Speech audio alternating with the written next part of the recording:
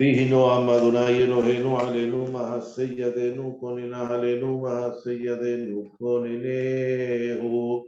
Si una persona hiere a su prójimo, debe pagarle 5 cosas: los daños causados, los sufrimientos, la curación, el tiempo perdido y la humillación. Todas estas 5 cosas debe pagarlas el agresor de lo mejor de sus bienes, conforme a la ley general de daños de la Torá. Ahora, ¿qué se entiende por daños, por dañar? Que si una persona cortó la mano o la pierna de su prójimo, queriendo o no queriendo, se considera a este como si fuera un esclavo en venta en el mercado. Quiere decir, cuál era su belleza antes y cuánta es ahora su utilidad. Y el agresor paga la merma que produjo en su precio, pues está escrito, ese es el ojo por ojo, así como dañaste a tu prójimo, así debes recompensarlo monetariamente, lo cual tradicionalmente se interpreta que significa pagar el valor del daño en dinero. Lo que está escrito en la Torá, cuando ocasionare defecto en la persona, así le será ocasionado a él. No significa que se debe lesionar al segundo que le cortó la mano sin saber o el pie, se lo debe también al segundo. No, si no el segundo, ¿cómo lo va a ayudar? Él lesionó a su semejante, entonces merece verse disminuido o lesionado como él mismo lo hizo. Por lo tanto, debe pagar el daño. Con dinero mantener a la otra persona. La prueba se ve en que está escrito: no aceptaréis rescate por la vida del asesino. Es decir, no paga una fianza y sale. No. La pérdida de miembro para lesiones debe la persona todo el tiempo cubrirle sus daños, su sufrimiento, su curación, el tiempo perdido y la humillación. Asimismo está escrito acerca del que agrede a su prójimo y lo lesiona. Dice: no se apiade de él tu ojo, significando que no se apiade en cuanto al pago, no sea que dijeres, eres una persona pobre, lo golpeó sin alevosía, tendré piedad de él. Por eso dicen: no se apiadará tu ojo. Es bueno para él que pague, o que pueda, que tenga que hacer esfuerzo, porque así hace su tikkun, su corrección. ¿Cómo se sabe que cuando al hablar de miembros dice ojo por ojo se refiere al pago? Porque está escrito, es decir, uno por otro. Y un poco antes dice textualmente: cuando golpeare una persona su propio con piedad o con puño, solo por su tiempo perdido pagará y lo hará curar. De aquí se infiere que por el ojo por ojo significa pagar, lo mismo que se aplica por diente, etcétera, etcétera, en los demás miembros. Dice de mano por mano, pero ¿de dónde se sabe que el que lesiona a su prójimo debe pagar aparte por su sufrimiento? Está escrito en el caso del violador, porque la violó. Empleando igual que los versículos citados la palabra tahat, porque. Y lo mismo vale para todo el que somete a su prójimo a sufrimiento físico, que debe pagarle el precio de su sufrimiento. ¿Cómo se sabe que debe pagar el tiempo perdido por separado y la curación por separado? Porque está escrito: solo por su tiempo perdido pagará y lo hará curar. ¿Cómo se sabe que debe pagar la humillación por separado? Porque está escrito, y extendiera su mano y sujetara su pudenda, cortará su mano. En la regla general, depende de esta ley, está comprendido todo el que humilla. El que humilla solo debe pagar por la humillación. Si esta fue intencional, está escrito, y extendiere su mano. Pero el que humilla al prójimo sin intención está exento. Por lo tanto, el que humilla mientras duerme o en otra situación similar está exento.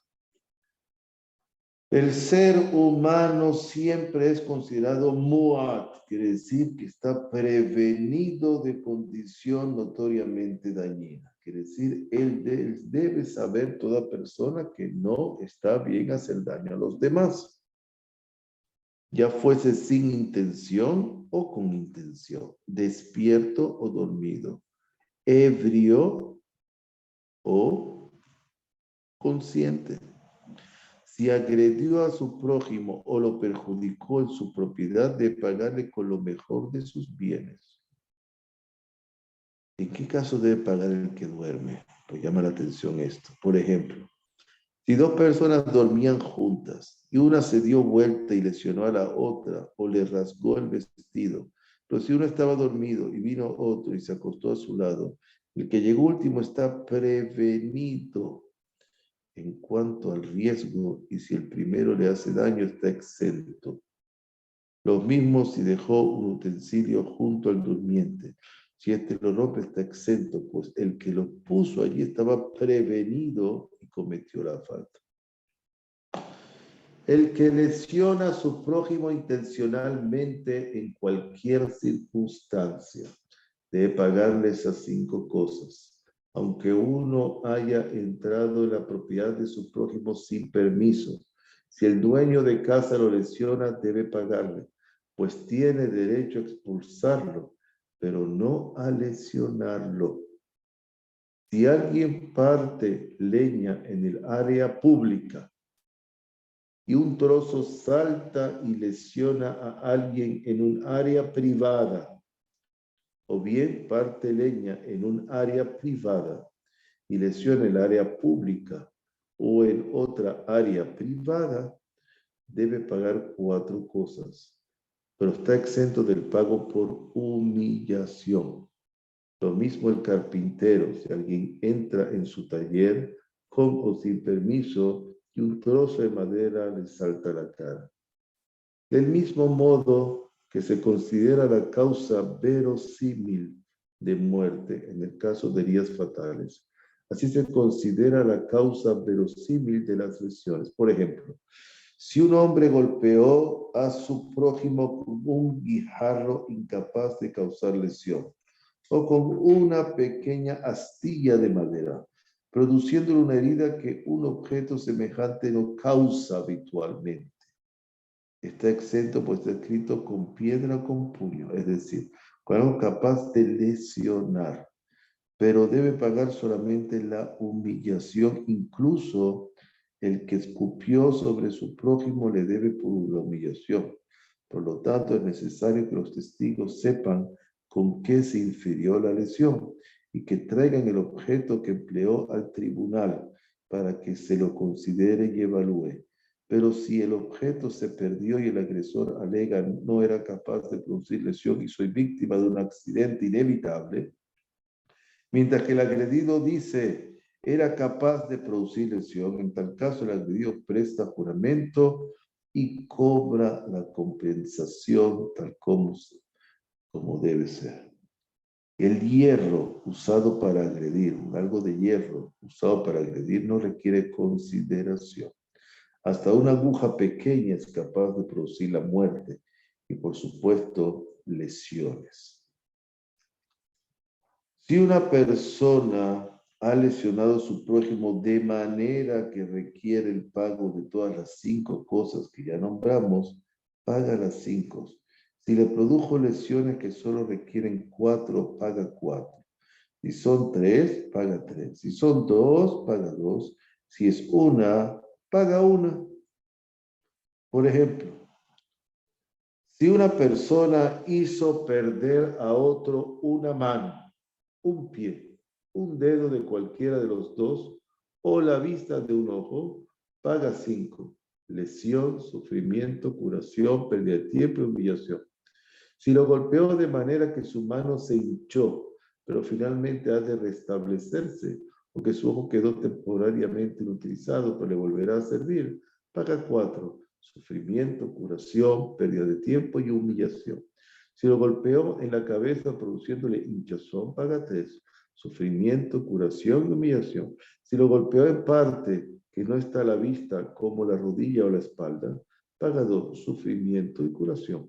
Si lo golpeó con un pañuelo, con un papel o con otra cosa por el estilo, paga una sola cosa, que es la humillación.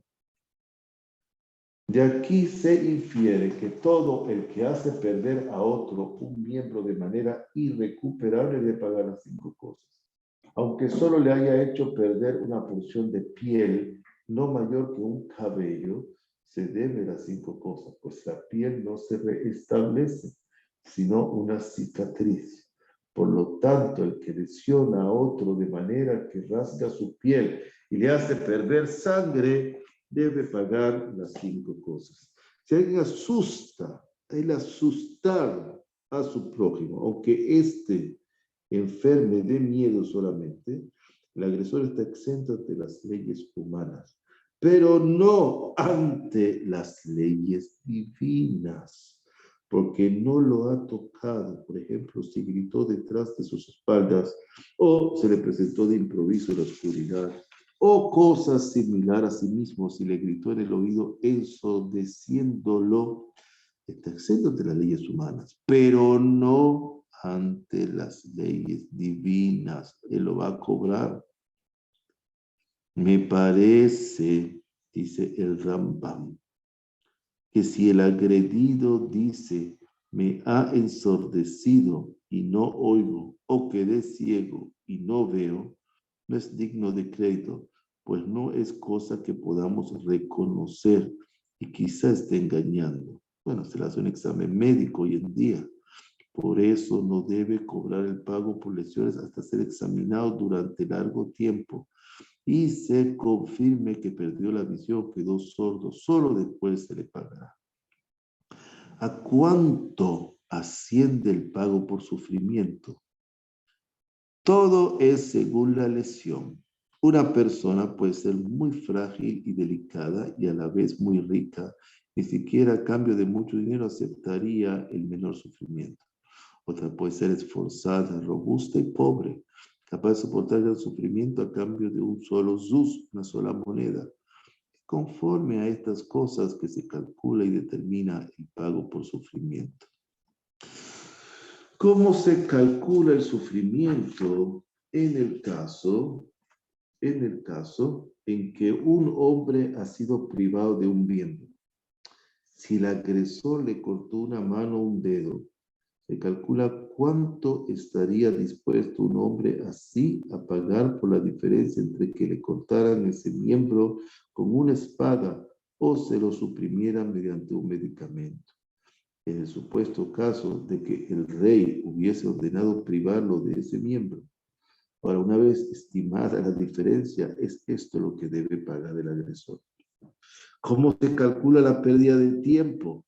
Si la agresión no lo privó de ningún miembro, sino que lo forzó a guardar cama o le inutilizó la mano por algún tiempo, debe pagar por cada día una suma igual a la paga de un trabajador en la misma tarea que el agredido tuvo que dejar de cumplir su sueldo.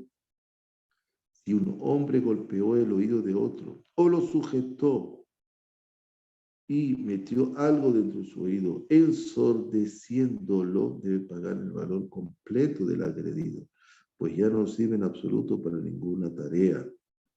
Si el agresor propone al agredido, yo te voy a curar, o tengo un médico que cura gratuitamente, no se le presta atención, sino que se trae un médico competente que lo cure a cambio de honorarios. Si el agredido desobedece las prescripciones del médico y su estado se agrava, el agresor no está obligado a seguir costeando su curación. Cuando el tribunal determina la suma que el agresor debe pagar por daños, se le cobra toda la suma de inmediato, sin concederle ningún plazo. Pero si solo se lo ha sentenciado a pagar por humillación, se le puede fijar plazo, puesto que no ha privado a la víctima de dinero. Ahora, ¿cómo se calcula la humillación? Ya dijimos que todo depende de quién la causa y de quién la sufre. No es comparable el caso del humillado por un menor con el de humillado por una persona mayor y respetable. Cuanto menor el prestigio del agresor, más grave la humillación sufrida, ¿verdad? Cuanto menor el prestigio del agresor, más grave la humillación sufrida. Si un hombre ha humillado a otro de palabra o escupió sobre sus ropas, está exento de pago. Pero es el tribunal quien debe delimitar el caso en todo tiempo y lugar según les parezca adecuado. El que humilló a un erudito debe pagarle la compensación entera por humillación, aunque ésta solo haya sido de palabra. Si no la paga, la va a tener que pagar por humillación desde los cielos, que es más fuerte. Casos semejantes se presentaban, a menudo entre nosotros en España, dice el Rambam. Y había eruditos que renunciaban a ello, cosa que les cuadra. O sea, que ellos, los eruditos, siempre perdonan. Otros lo exigían y entonces se llegaba a una transacción entre las partes. Pero el deber de los jueces era decirle al ofensor, debes darle una libra de oro, algo para que no lo vuelvas a hacer. Aunque el que humilla de palabra a la gente común esté exento de pago, se trata de un grave pecado.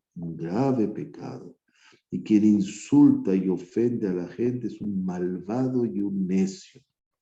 Los sabios de la antigüedad decían que quien quiera que avergüence públicamente a un judío honrado no tendrá parte en el mundo venidero.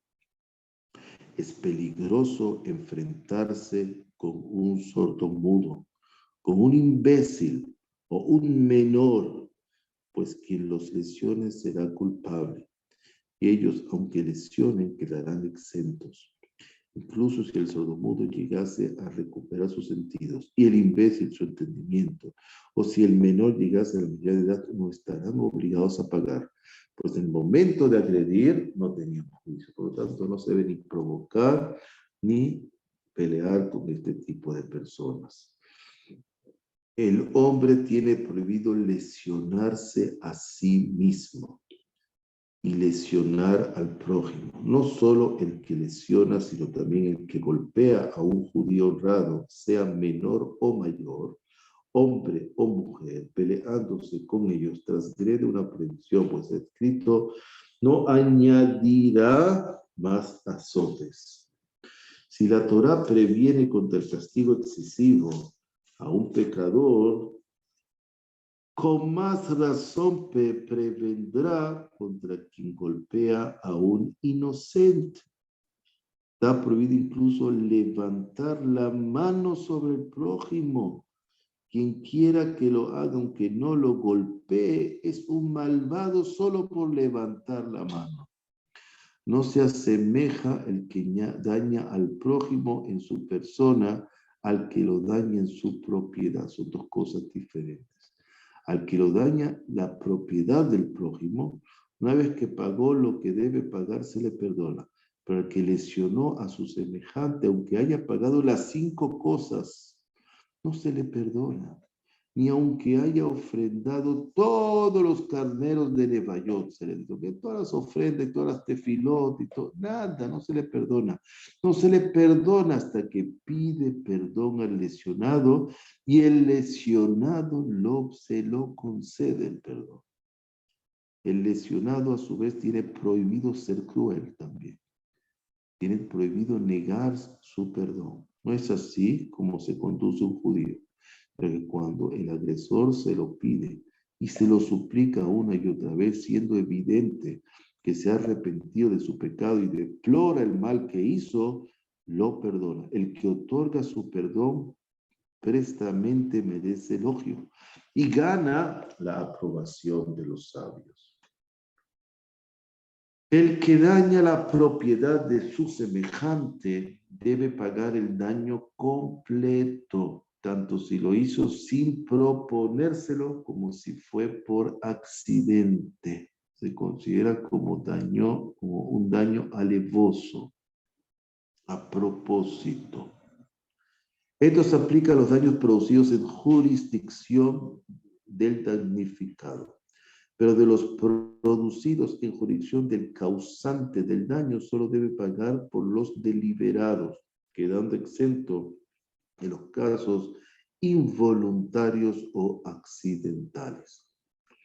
Si dos personas transitan por la área pública, uno llevando un barril y el otro llevando una viga, y el barril del primero se rompe contra la viga del segundo, este queda exento, pues ambos tienen igual derecho a transitar. Si dos personas transitan por el área pública, uno corriendo y el otro caminando, uno es dañado indeliberadamente, sin querer por el otro. El culpable es el que corría, porque su comportamiento es el excepcional y no es normal.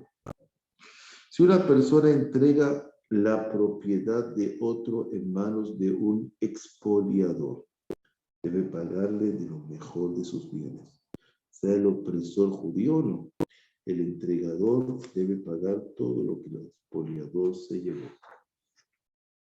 Esto se aplica cuando el entregador, el que entrega, decidió por sí mismo qué propiedad entregar, pero si fue obligado por un expoliador judío o no judío, está exento de pagar. El que se salva a sí mismo a expensas de la propiedad de otro, debe pagar por eso. Me salvé gracias a la propiedad de otro. Si uno llevaba consigo el dinero de otro y lo entregó a un expoliador, debe pagar en todo caso aunque el rey lo haya obligado a entregarlo. Está prohibido, aunque sea entregado al expoliador, o sea, quiere decir que de todas maneras tienen que pagar. Pase lo que pase. Está prohibido entregar la persona los bienes de un judío en manos de paganos, aunque ese judío fuese un malvado pecador y aunque hubiese causado dificultades y padecimientos a su eventual entregador. Todo aquel que entrega a la persona o la propiedad de un judío en manos de paganos no tendrá parte en el mundo venidero. Está permitido, eso por eso decimos una bendición en la Amidala Minimena Malshirim. Está permitido matar a un entregador, que será un delator. Está permitido matarlo, a un delator judío en todo lugar. Incluso en estos tiempos en que no se tratan casos de pena capital. Está permitido matarlo incluso antes de que se entregue, siempre que haya dicho voy a entregar la persona o la propiedad de fulano. Que se trate de una propiedad de poco valor, este delator, ha tornado legal su muerte. Se lo debe amonestar y decirle no entregues, se debe advertir. Se muestra arrogante y responde no, lo voy a entregar, mi derecho, me pagan para eso. Es deber religioso matarlo y quien antes lo haga habrá ganado un mérito. Si el entregador, el delator, ha sido lo que ya hizo, lo que se proponía y ya consumó la entrega, dice el Rambam, me parece a mí que no se lo debe matar, salvo que se compruebe que lo hace habitualmente. En tal caso debe ser muerto, o sea que entregue a otras personas. Estos hechos ocurren a menudo en las ciudades del norte de África. Dice el Rambam en su época, donde los delatores de quienes se han comprobado que suelen entregar propiedades de judíos son muertos o entregados a las autoridades no judías para que los ejecuten, azoten o encarcelen conforme a su mandato. Está prohibido destruir la propiedad de los delatores, pese a estar permitido destruir sus personas. La propiedad corresponde a los herederos y no a él. También eso pasó en el Holocausto, también pasó hasta en Egipto, hasta en la Inquisición, etcétera, etcétera, etcétera. Muchas personas conocen esos casos tristemente. Baruch Hashem le olam. Amén. Ve amén.